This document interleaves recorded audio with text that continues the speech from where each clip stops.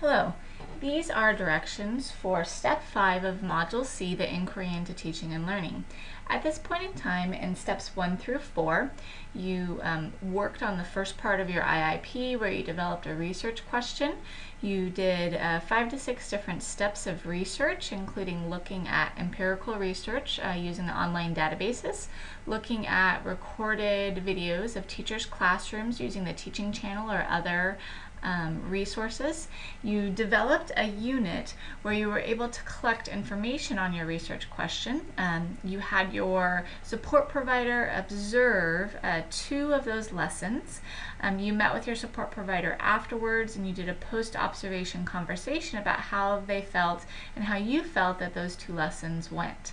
Also in the very beginning of the unit you did an entry-level assessment.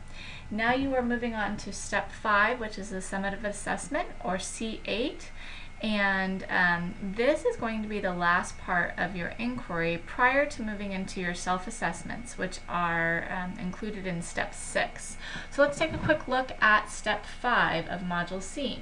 So after implementing your unit, you maybe tried out a few new strategies, maybe you collected data in a little bit different way, maybe you provided assessment, a new type of assessment throughout the unit that you're using. So now it's time to administer your summative assessment for the unit, making sure that they're aligned, of course, with your learning goals.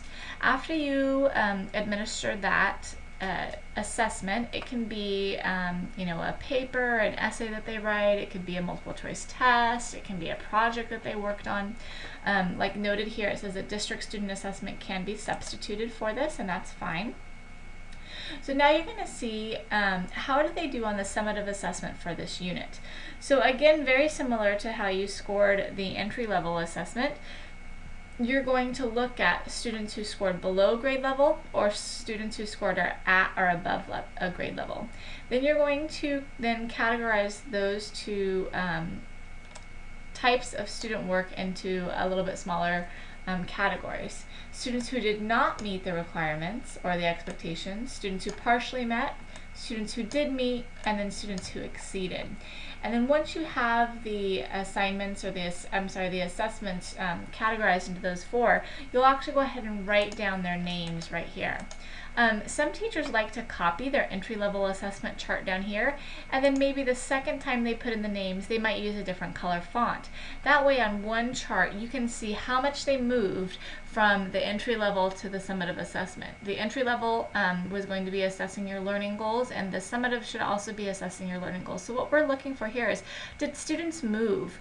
Did they move along, did they move from partially met to met, or met to exceeds, or where does your class actually lie? Now that you have taught a full unit, you've implemented some new strategies, how do they do on the summative assessment?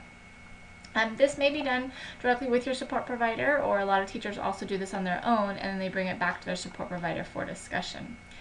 Part 2 is a reflection on how did this process go? When you look at all of your items from your unit, maybe did any of the following impact their learning?